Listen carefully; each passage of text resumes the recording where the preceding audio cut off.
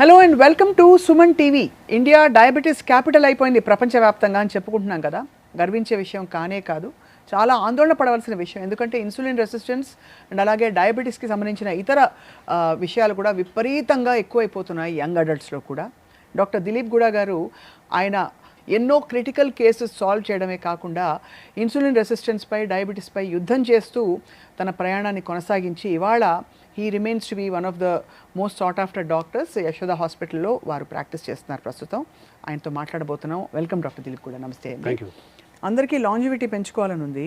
ఒకప్పుడు సంపూర్ణంగా నిండు నూరేళ్ళు బ్రతుకొని దీవించేవారు. ఒకప్పుడు లైఫ్ ఎక్స్పెక్టెన్సీ తక్కువ ఉన్నప్పుడే అలా అనేవారు. ఇప్పుడు పెంచుకోవాలంటే 100 ఏళ్ళు బ్రతకడానికి మీకేమన్నా గోల్డెన్ ప్రిస్క్రిప్షన్ ఉందా? మీరు లైఫ్ స్టైల్ని ఇంత దగ్గరగా స్టడీ చేస్తున్నారు కాబట్టి.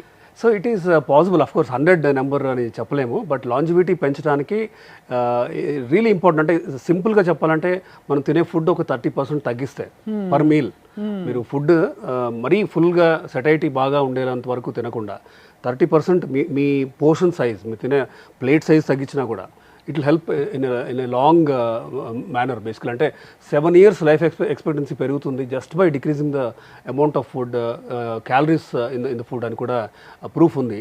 అండ్ దెన్ డైట్లో ఎస్పెషలీ మెడిటరేనియన్ డైట్, అంటే తినే ఫుడ్ మనం ప్రాసెస్డ్ ఫుడ్ బాగా తగ్గించి అన్ప్రాసెస్డ్ ఫుడ్ కనుక మనం ఎంకరేజ్ చేసి ఫైబర్ ప్రోటీన్ పెంచి దెన్ కార్బ్స్ అండ్ ఫ్యాట్ తగ్గిస్తూ సరైన విటమిన్స్ అండ్ మినరల్స్ ఉండేలాగా చూసుకుంటే ఖచ్చితంగా this ads life to the number of, అంటే మీ లైఫ్ ఎక్స్పెక్టెన్సీ ఖచ్చితంగా పెంచుతుంది.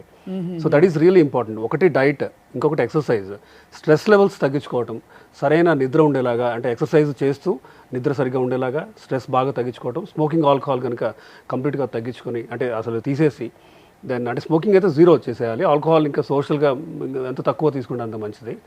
దెన్ కొలెస్ట్రాల్ లెవెల్స్ని చాలామంది తక్కువ అంచనా వేస్తారు.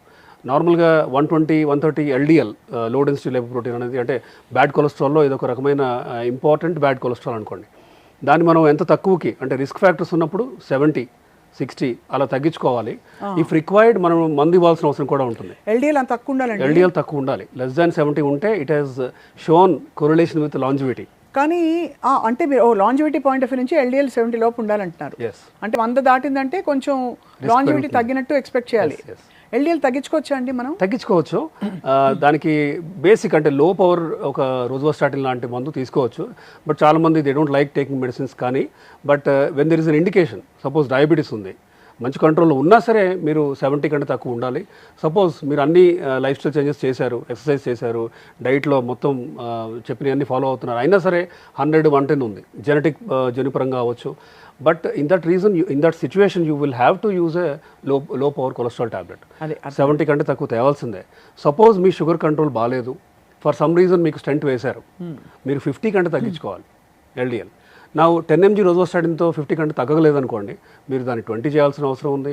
ఇంకొన్ని వేరే క్లాసెస్ ఆఫ్ మెడిసిన్స్ ఉన్నాయి, బెంపడోయిక్ యాసిడ్ అని, ఎజిటమీబ్ అని, PCSK9 ఇన్హిబిటర్స్ అని వచ్చాయి. ఇవి వన్స్ ఇన్ 6 months తీసుకోవచ్చు, ఒక ఇంజెక్షన్ బేసిక్గా స్కిన్లో తీసుకోవచ్చు.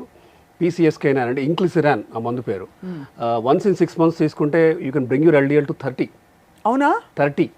సో అంటే అఫ్కోర్స్ అందరికీ కాదు, రిస్క్ ఫ్యాక్టర్ ఉండి ఒక స్టెంట్ వేశారు, మీకు ఇంకొక స్టెంట్ అవసరం పడకూడదు ఫర్ ఎగ్జాంపుల్, ఇలాంటి హై రిస్క్ ఉన్న వాళ్ళకి మాత్రం మనకు ఖచ్చితంగా ఇంక్లిసిరాన్ లాంటి మందులు హెల్ప్ అవుతాయి. బట్ ఇవి ఎప్పుడు ఇస్తాము? రోజ్వాస్టాటిన్, ఎజిటమీబ్ ఈ మందులతో సరైన LDL కంట్రోల్ జరగనప్పుడు then we will add with these medicines.